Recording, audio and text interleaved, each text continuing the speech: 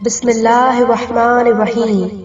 جب جنگ جمل میں علم اپنے فرزند محمد بن حنیفہ کو دیا تو ان سے فرمایا، پہاڑ اپنی جگہ چھوڑ دیں مگر تم اپنی جگہ سے نہ ہٹنا، اپنے دانتوں کو بھینچ لینا، اپنا کاسہ سر اللہ کو عاریت دے دینا، اپنے قدم زمین میں گاڑ دینا، لشکر کی آخری صفوں پر اپنی نظر رکھنا اور دشمن کی کثرت و طاقت سے آنکھوں کو بند کر لینا اور یقین رکھنا کہ مدد خدا ہی کی طرف سے ہوتی ہے۔ خطبہ 12۔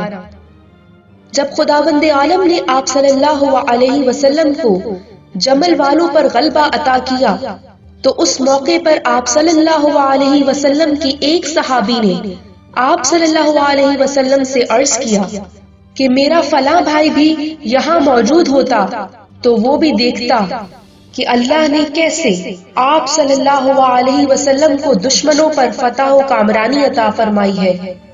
تو حضرت صلی اللہ علیہ وسلم نے فرمایا کہ کیا تمہارا بھائی ہمیں دوست رکھتا ہے؟ اس نے کہا ہاں۔ تو آپ صلی اللہ علیہ وسلم نے فرمایا کہ وہ ہمارے پاس موجود تھا، بلکہ ہمارے اس لشکر میں وہ اشخاص بھی موجود تھے جو ابھی مردوں کے سلب اور عورتوں کے شکم میں ہیں، عنقریب زمانہ انہیں ظاہر کرے گا اور ان سے ایمان کو تقویت پہنچے گی۔ خطبہ 13۔ اہل بصرہ کی مذمت میں۔ تم ایک عورت کی سیاح اور ایک چوپاہی کے تابع تھے، وہ بلبلایا تو تم لبیک کہتے ہوئے بڑھے اور وہ زخمی ہوا تو تم بھاگ کھڑے ہوئے۔ تم پست اخلاق و عہد شکن ہو، تمہارے دین کا ظاہر کچھ ہے اور باطن کچھ، تمہاری سرزمین کا پانی تک شور ہے، تم میں اقامت کرنے والے گناہوں کے جال میں جکڑا ہوا ہے اور تم میں سے نکل جانے والا اپنے پروردگار کی رحمت کو پا لینے والا ہے۔